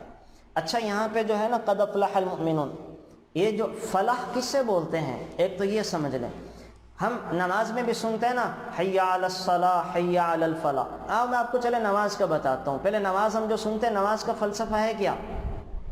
انسان 4 کاموں میں لگا رہتا ہے، آگ ہوا پانی مٹی، آگ ہوا پانی مٹی، انہی چیزوں پر محنت کرنے میں لگا رہتا ہے، اور انہی چیزوں میں محنت کرتے کرتے اپنی جان دے دیتا ہے۔ عناصر 4، بعض لوگ آگ پر محنت کر رہے ہوتے ہیں، بعض ہوا انجینئر آگ پہ محنت کر رہے ہوتے ہیں، بعض ہواؤں پہ محنت کر رہے ہوتے ہیں کہ ہواؤں میں کیسے اڑ جائیں، بعض پانیوں میں محنت کر رہے ہوتے ہیں، بعض مٹی گارے پر محنت کر رہے ہوتے ہیں۔ سارے انسان 4 چیزوں پر محنت کر رہے ہوتے ہیں۔ تو جو اذان میں مؤذن کہتا ہے نا، اور ہم اپنے کام کاج میں مرد اور عورتیں لگی رہتی ہیں، تو اللہ اکبر، پہلا دفعہ مؤذن کہتا اللہ اکبر، اللہ سب سے بڑا ہے۔ اے وہ لوگو جو گارے مٹی پر محنت کر کے بڑا بننا چاہتے ہو، اللہ اکبر، اللہ سب سے بڑا، آؤ میری طرف۔ پھر اللہ کہتا اللہ اکبر، اے وہ لوگو جو ہواؤں پر محنت کر کے ہواؤں کو سر کرنا چاہتے ہو، اللہ ہواؤں سے بھی بہت زیادہ بڑا ہے۔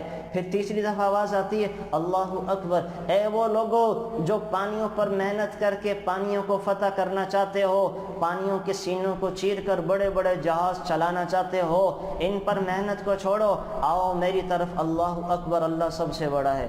پھر چوتھی دفعہ آواز آتی ہے اللہ اکبر،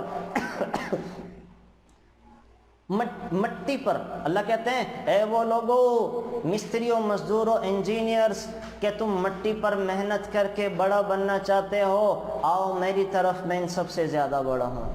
تو جتنے بھی لوگ ان 4 کاموں میں لگے ہوتے ہیں اللہ کہتے ہیں ان کو چھوڑ کے میری طرف آؤ، نماز کا وقت ہو گیا، پھر اللہ کہتے ہیں اشہد ان لا الہ الا اللہ، اشہد ان لا الہ الا اللہ، میرے سوا کوئی الہ نہیں ہے، آؤ میری طرف، چھوڑو ان چیزوں کو، آؤ میری طرف۔ پھر کہتے ہیں اللہ اشہد ان محمد الرسول اللہ، دیکھو میرے نبی کے طریقوں میں نجات اور کامیابی ہے، اپنے کام کاج کو چھوڑ کر میرے نبی کے طریقوں کی طرف آ جاؤ۔ پھر اللہ کہتا ہے میرے نبی کے طریقوں میں بڑا کیا ہے، حی علی الصلاۃ، آؤ نماز کی طرف، آؤ نماز پڑھو، نماز کا وقت ہو چکا، آؤ نماز کی طرف، نماز کا وقت ہو چکا۔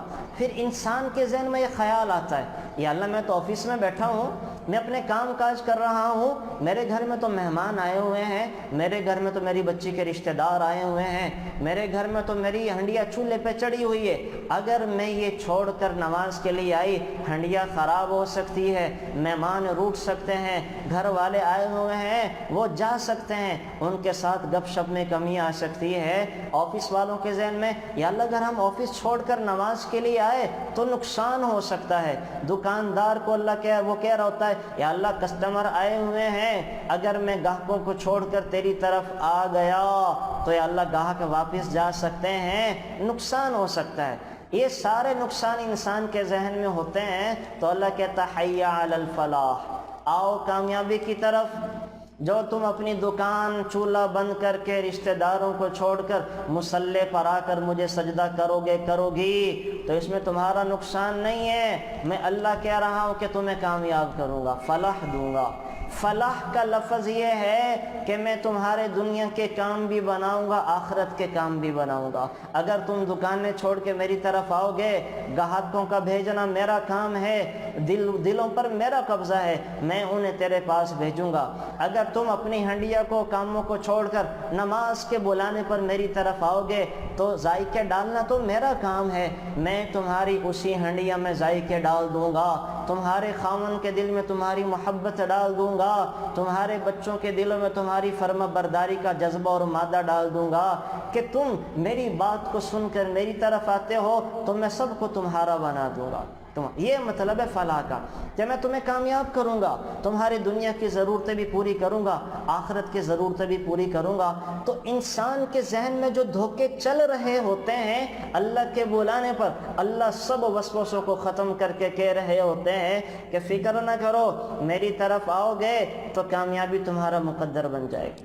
تو یہ ہے نماز کا فلسفہ، حی علی الفلاح۔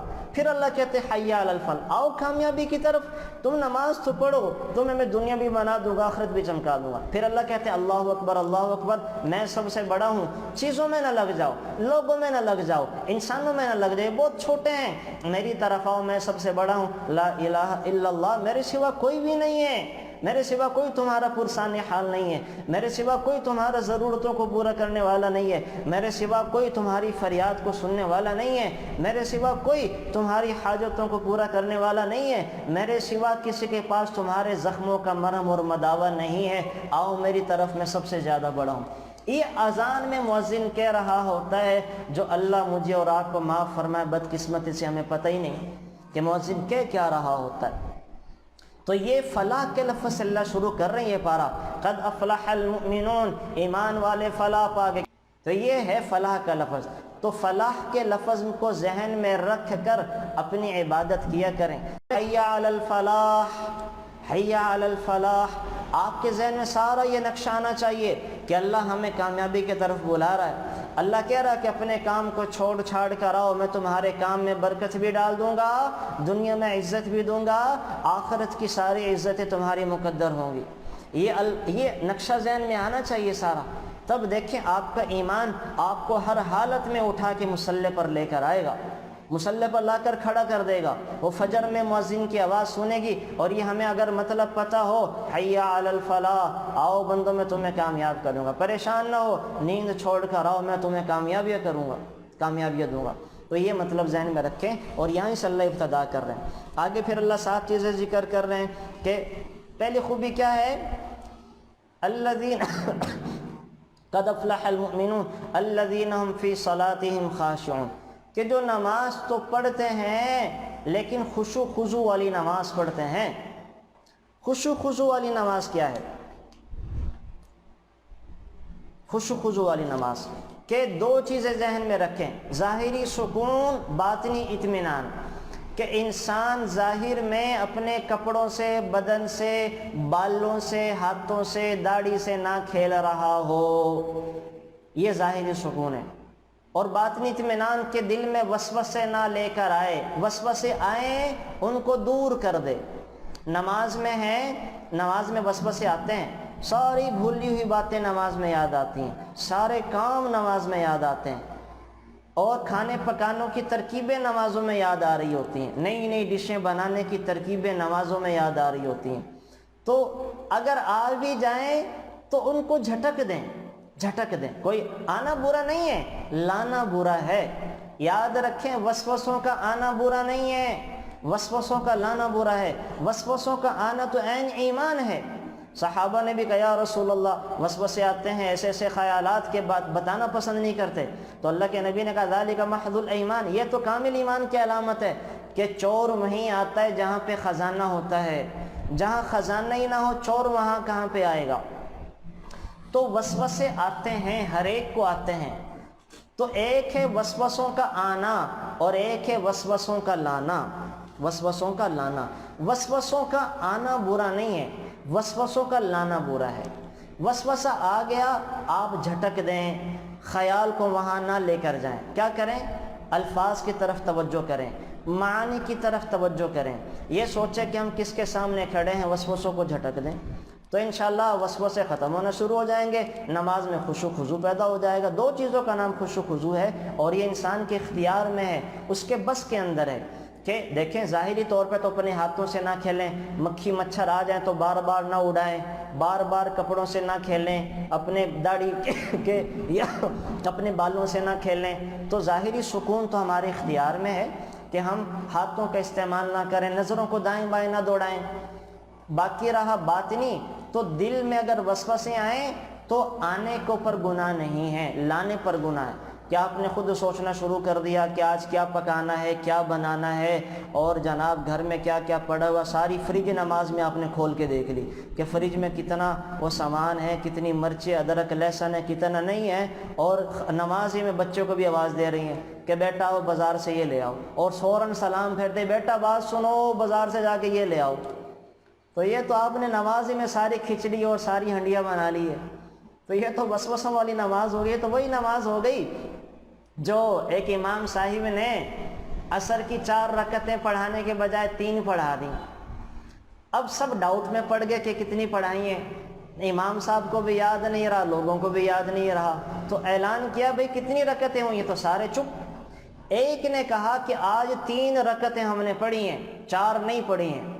لوگ بڑے خوش ہوئے کہ بھئی بڑا پکا نمازی ہے اور بڑا خشوع خضوع سے نماز پڑھنے والا ہے، اس کو تو نماز میں کہیں خیال ہی نہیں جا رہا، اور اس کو تو بڑے اعتماد سے کہہ رہا کہ 3 رکعتیں پڑھی ہیں۔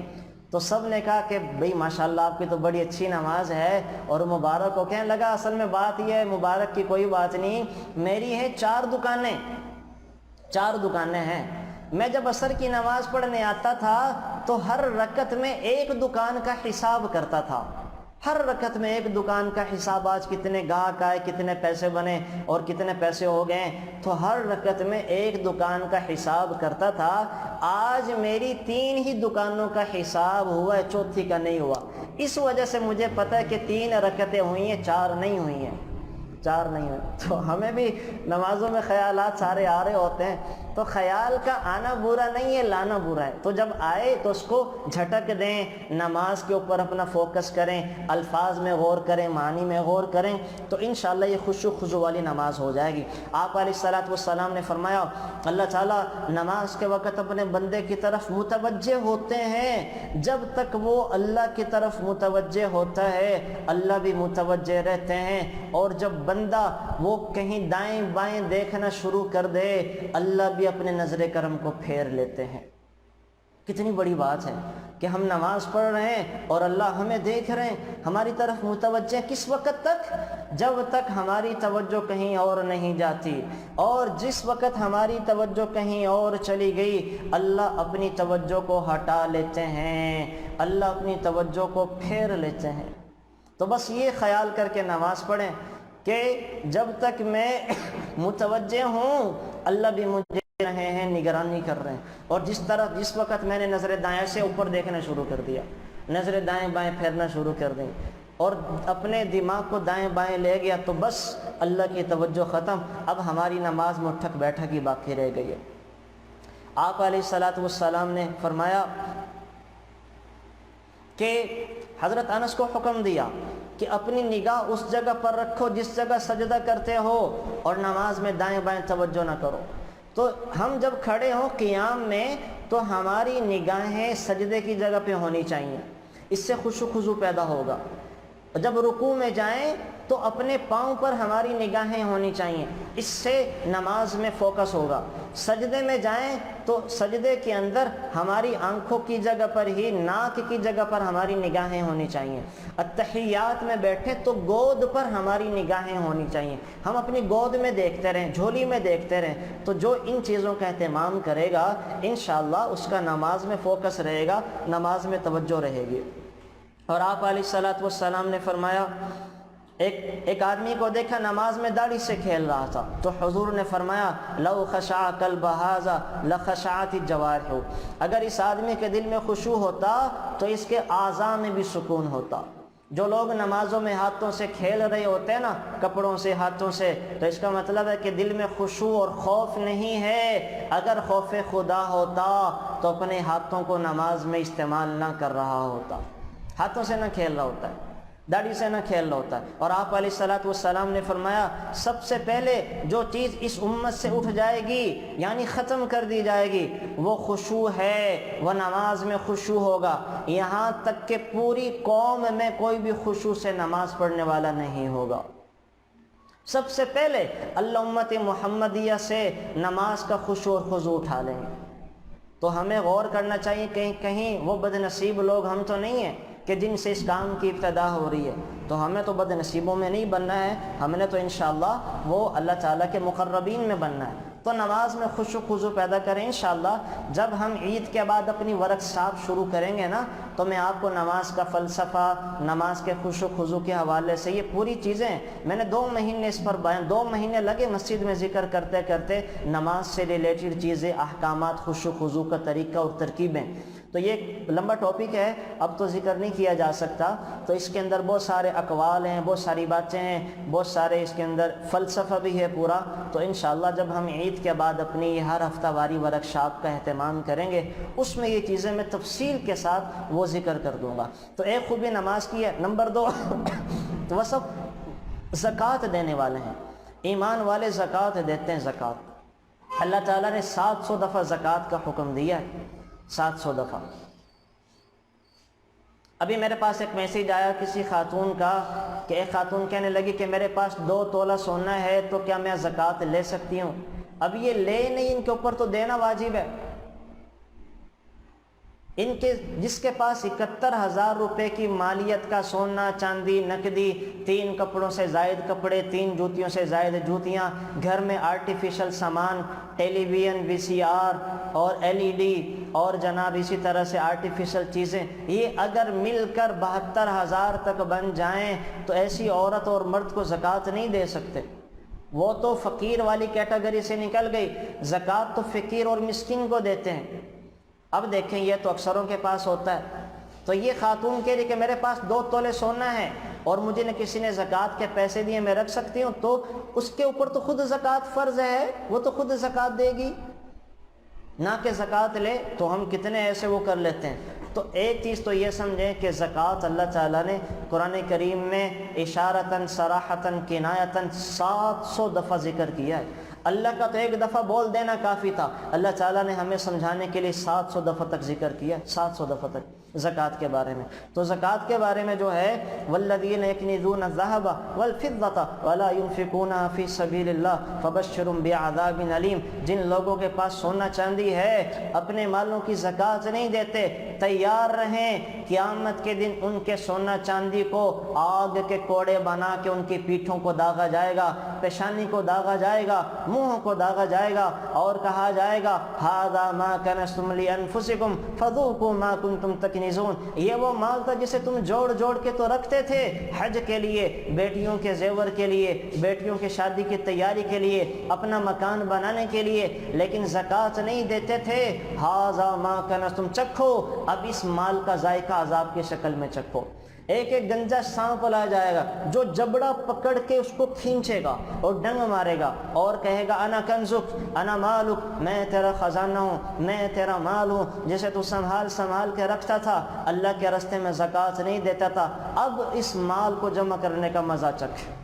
تو بڑی سخت قسم کی وعیدیں ہیں، بڑی سخت قسم کی ڈانٹ ہے جو شریعت نے زکوٰۃ نہ دینے والوں کو پلائی ہے۔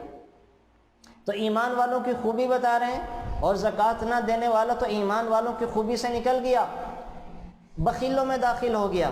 اور بخیل کے بارے میں اللہ کیا کہہ رہے ہیں؟ بخیل آدمی اللہ سے بھی دور ہے، جنت سے بھی دور ہے، فرشتوں سے بھی دور ہے، لوگوں سے بھی دور ہے، جہنم کے قریب ہے، جہنم کے قریب۔ تو زکوٰۃ ادا کرنے کا اہتمام کریں۔ زکوٰۃ کس پر فرض ہے؟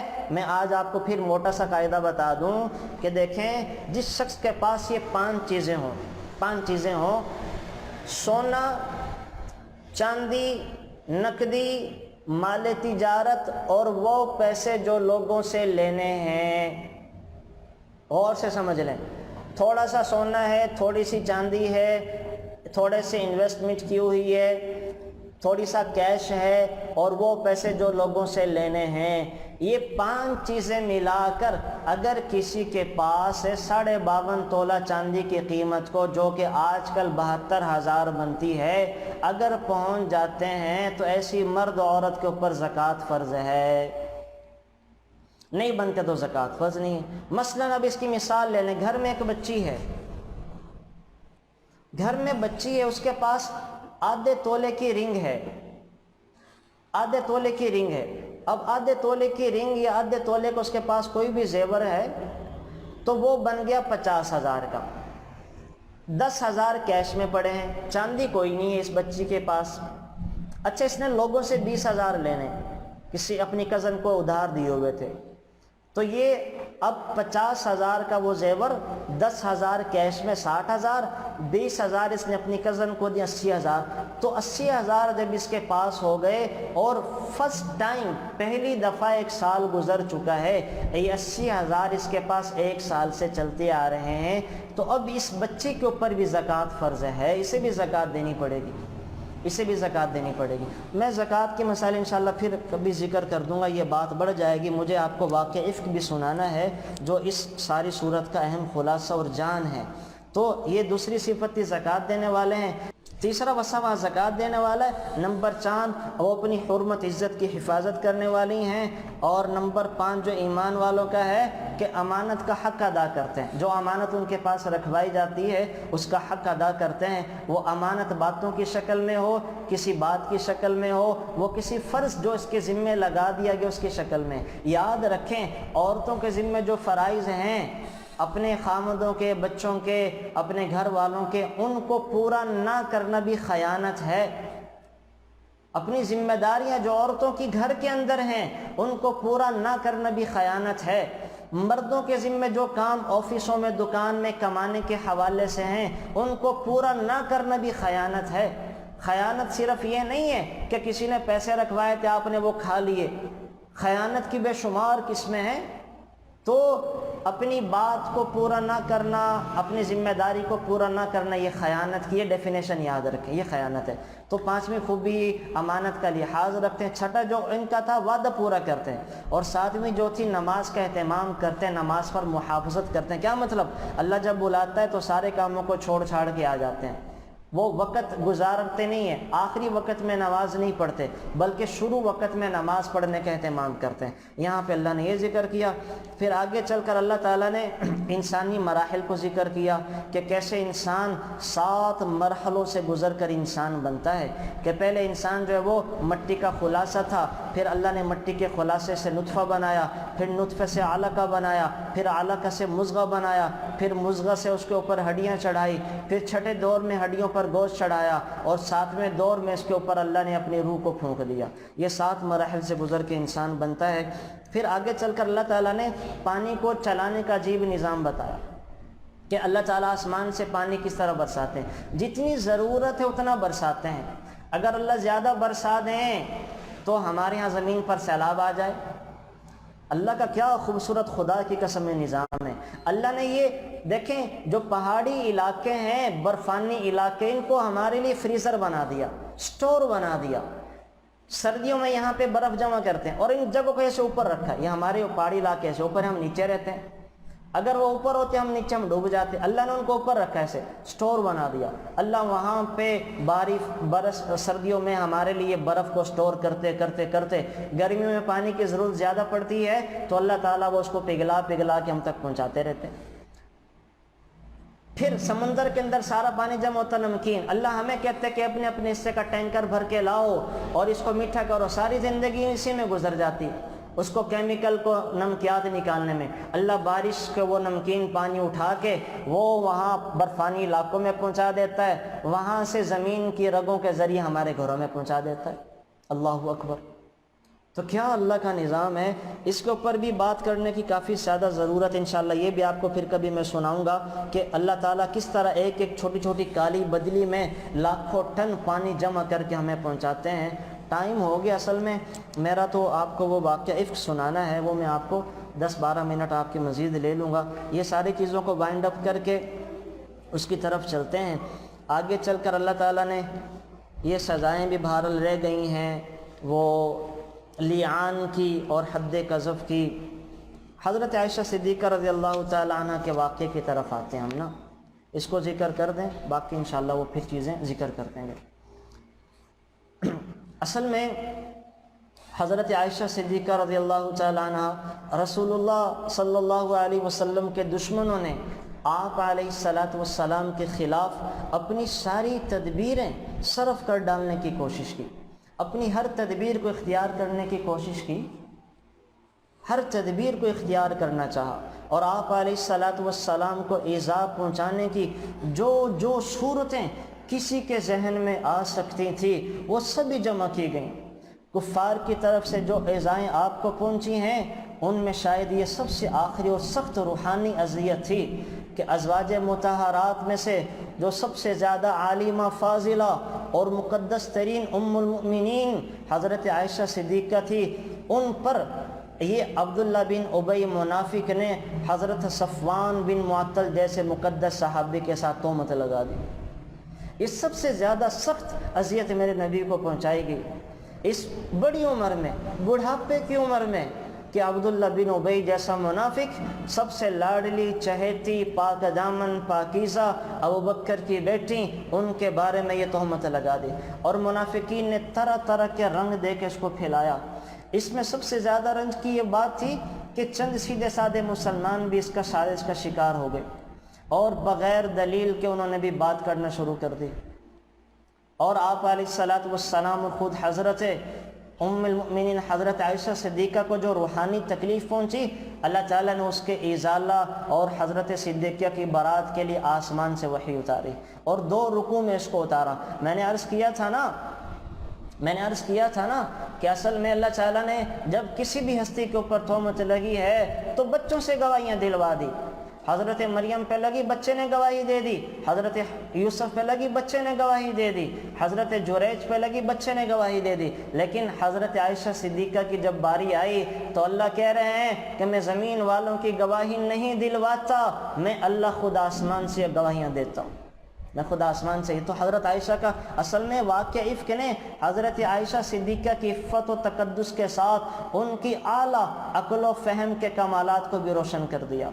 اس میں جتنی باتیں تھیں ساری کی ساری وہ امت کے سامنے آ گئیں، اور یہ ہوا کیا تھا واقعہ، یہ میں آپ کو اب جو ہے وہ ذرا تفصیل کے ساتھ سنا دیتا ہوں۔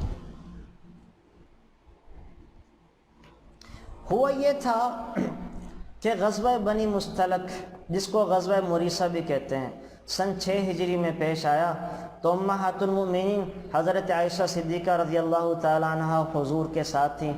حضرت عائشہ کا اونٹ جس پر ان کا ہودج تھا، ہودج وہ آپ نے دیکھا ہوگا، اونٹ کے اوپر وہ ایک ڈولی سی رکھ دیا کرتے تھے جس پہ پردہ لگا ہوتا تھا، اسے ہودج کہا جاتا ہے۔ تو حضرت عائشہ کا ہودج تھا، اور اس وقت چونکہ پردے کے احکام بھی نازل ہو چکے تھے تو معمول یہ تھا کہ حضرت عائشہ صدیقہ رضی اللہ تعالی عنہ اپنے ہودج میں سوار ہو جاتی، پھر لوگ اس ہودج کو اٹھا کے اونٹ پر رکھ دیتے تھے۔ تو غزوہ سے فراغت اور مدینہ منورہ کی واپسی کے وقت میں یہ قصہ پیش آیا کہ ایک منزل پر کافرہ ٹھہرا۔ آخری شب میں کوچ سے پہلے اعلان کیا گیا کہ قافلہ روانہ ہونے والا ہے، تاکہ لوگ اپنی اپنی ضرورتوں سے فارغ ہو کر تیار ہو جائیں۔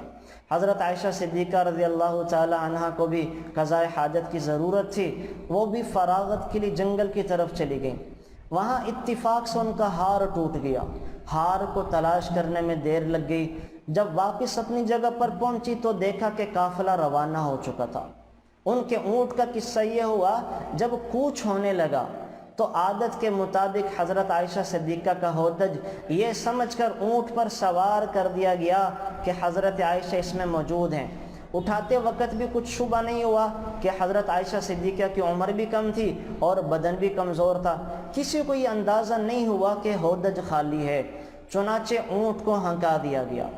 اب حضرت عائشہ صدیقہ تو گئی تھی قضاء حاجت کے لیے، وہاں ہار کی تلاش میں دیر لگ گئی۔ حضرت عائشہ صدیقہ اپنی جگہ واپس آ کر قافلے کو جب نہ پایا تو بڑی دانش مندی اور عقل سے کام لیا کہ قافلے کے پیچھے دوڑنے یا ادھر ادھر تلاش کرنے کے بجائے اپنی چادر اوڑھ کر بیٹھ گئیں، اور خیال کیا کہ رسول اللہ صلی اللہ علیہ وسلم اور آپ کے جب ساتھیوں کو پتہ چلے گا کہ میں ہودج میں نہیں ہوں تو مجھے تلاش کرنے کے لیے کسی کو بھیجیں گے، اگر میں ادھر ادھر چلی گئی تو ان کو تلاش میں مشکل پیش آئے گی۔ اسی لیے حضرت عائشہ نے عقل مندی کا ثبوت کرتے ہوئے وہیں بیٹھ کے وہ لیٹ گئیں۔ رات کا آخری وقت تھا، نیند کا غلبہ تھا، وہیں آنکھ لگ گئی۔ دوسری طرف اللہ تعالیٰ نے یہ کیا کہ حضرت صفوان بن معطل، یہ صحابی تھے، ان کی ڈیوٹی لگی تھی کہ یہ پیچھے آیا کریں۔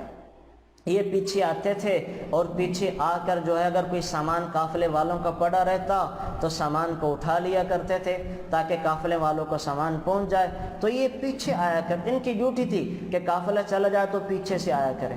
یہ پیچھے سے آئے تو جب یہ حضرت عائشہ کے قریب پہنچے ہیں تو انہوں نے دیکھا کہ کوئی سویا ہوا ہے تو انہوں نے جو ہے وہ حضرت عائشہ کو دیکھا ہوا تھا پردے کے احکامات کے نازل ہونے سے پہلے، تو جب دیکھا کہ عائشہ ہیں تو زبان سے نکلا انا للہ و انا الیہ راجعون، یہ کلمہ حضرت عائشہ صدیقہ کے کان میں پڑا تو آنکھ کھل گئی اور فوراً اپنے چہرے کو ڈھانپ لیا۔ حضرت صفوان نے اپنا اونٹ قریب لا کر بٹھایا، عائشہ صدیقہ کو اس پر سوار کیا اور خود اونٹ کی نکیل پکڑ کر پیدل چلنے لگے، یہاں تک کہ قافلہ تک پہنچ گئے۔ قافلہ میں جب یہ پہنچے تو قافلے والوں نے دیکھا کہ عائشہ صدیقہ آ رہی اونٹ پہ سوار ہو کے، عبداللہ بن یہ صفوان بن معطل ساتھ ہیں۔ تو عبداللہ بن ابی بڑا منافق تھا، بڑا خبیث تھا، یہ رسول اللہ کے اسلام کا دشمن تھا۔ اس کے بعد اس کے ہاتھ یہ بات لگ گئی اور کم بخت نے واہی تباہی بکنا شروع کی، اور بعض بھولے بھالے مسلمانوں کو بھی سنانا شروع کیا، تذکرہ کرنا شروع کر دیا۔ اور جیسے مردوں میں حضرت حسان جو شاعر رسول تھے، حضرت مستہ، اور عورتوں میں حضرت حمنہ جیسی عورتیں اس کے بہکاوے میں آ گئیں۔ جب اس منافق کے بہتان کا چرچا ہوا تو رسول اللہ صلی اللہ علیہ وسلم کو یہ بڑا صدمہ پہنچا کہ آپ علیہ السلام تک بھی یہ باتیں پہنچ گئی کہ اس منافق نے میری بیوی کے اوپر تہمت لگا دی۔ حضرت عائشہ کو تو اتنا صدمہ پہنچا کہ ظاہر ہے کہ عام مسلمانوں کو بھی اس سے سنرجم ہوا۔ 1 مہینہ تک یہ قصہ چلتا رہا، یہ افواہیں چلتی رہیں۔ آخر کار اللہ تعالیٰ نے پھر حضرت عائشہ صدیقہ کے بارے میں برات اتاری، یہ قصہ چلتا رہا۔ میں نے عرض کیا کہ منافقین نے اس کو کئی رنگ دیے، اور آپ علیہ السلام کو تو تہمت پہنچانے کے اندر انہوں نے کوئی کسر نہیں چھوڑی، طرح طرح سے تکلیفیں دینے لگے۔ جب اس سفر سے واپس آنے کے بعد ابھی حضرت عائشہ کو نہیں پتہ تھا، یہ بات مردوں میں تھی اور رسول اللہ صلی اللہ علیہ وسلم تک محدود تھی۔ حضرت عائشہ کو کانوں کان خبر نہیں ہوئی۔ حضرت عائشہ اپنے گھر کے کاموں میں لگی ہوئی تھی کہ ان کو نہیں پتہ تھا کہ منافقین کیا خبریں اڑا رہی ہیں۔ حضرت عائشہ کا خود کا بیان ہے کہ سفر سے واپسی پر میری طبیعت خراب ہو گئی، اور سب سے بڑی وجہ طبیعت خراب ہونے کی یہ تھی کہ میں رسول اللہ صلی اللہ علیہ وسلم کا کرم نہیں دیکھتی تھی کہ آپ کا جو ہمیشہ میرے ساتھ معمول تھا، تو آپ کا میلان میری طرف کم ہو گیا، اور آپ جو شفقت، مہربانی اور پیار محبت مجھ سے کیا کرتے تھے، اس عرصے میں وہ کم رہا اور میں اس سے زیادہ بیمار ہو گئی۔ بلکہ آپ کا معاملہ یہ رہا کہ گھر میں تشریف لاتے، سلام کرتے، پھر کچھ حال احوال لیتے، واپس تشریف لے جاتے۔ تو حضرت عائشہ کہتی ہے مجھے چونکہ اس کی خبر نہیں تھی کہ میرے بارے میں کیا خبریں مشہور ہو رہی ہیں، رسول اللہ صلی اللہ علیہ وسلم کا جو طرز عمل تھا وہ مجھ پر کھل نہیں رہا تھا کہ میرے نبی مجھ سے کیوں بیگانے سے نظر آ رہے ہیں، تو میں اسی غم میں گھلنے لگی۔ ایک روز اپنی کمزوری کی وجہ سے میں جو مستح صحابی تھے ان کی والدہ ام مستح کو لے کر قضاء حاجت کے لیے باہر جانے لگی، تو چونکہ اس وقت گھروں میں بیت الخلاء نہیں ہوتے تھے، جب قضاء حاجت سے فارغ ہوئی تو ام مستح کا پاؤں بڑی چادر میں الجھا اور وہ گر گئیں۔ اس وقت ان کی زبان سے یہ نکلا تعیسہ مستح، او مستح ہلاک ہو جائے۔ یہ سن کر حضرت عائشہ نے کہا کہ آپ اپنے بیٹے کی ہلاکت کی بد دعا کیوں کر رہی ہیں؟ وہ تو ایک نیک آدمی ہے، غزوہ بدر میں شریک تھا۔ تو وہ کہنے لگی کہ ام مستح، جو مستح کی ماں ہے، بیٹی تجھے پتہ بھی ہے کہ مستح میرا بیٹا کیا کہتا پھرتا ہے، کیا کہہ رہا ہے؟ میں نے پوچھا وہ کیا کہتا ہے؟ تب ان کی والدہ نے مجھے سارا قصہ سنایا اور ساری بات بتائی کہ یہ آپ پر تو تہمت لگائی گئی ہے اور حسان بھی اس میں ہے، میرا بیٹا بھی اسی میں شامل ہے اور حمزہ بھی اسی کے اندر شامل ہے۔ حضرت عائشہ صدیقہ فرماتی ہیں یہ سن کر تو میرا مرض دگنا ہو گیا۔ جب میں گھر میں واپس آئی اور حسب معمول رسول اللہ صلی اللہ علیہ وسلم تشریف لائے ہیں، سلام کیا ہے، مزاج پرسی کی ہے، تو حضرت صدیقہ کہتی ہیں کہ میں نے آپ علیہ الصلاۃ والسلام سے اجازت لی کہ مجھے اپنے والدین کے گھر جانے دیں۔ آپ نے اجازت دے دی۔ میرا جانے کا مقصد یہ تھا کہ معاملے کی تحقیق کروں۔ میں نے جا کر والدہ سے پوچھا، انہوں نے تسلی دی کہ تم جیسی عورتوں کے دشمن ہوا کرتے ہیں اور ایسی چیزیں مشہور کیا کرتے ہیں، تم اس کے غم میں نہ خود کو ڈالو، معاملہ صاف ہو جائے گا۔ Thanks for watching. Please subscribe, like, share Mufti Sufyan.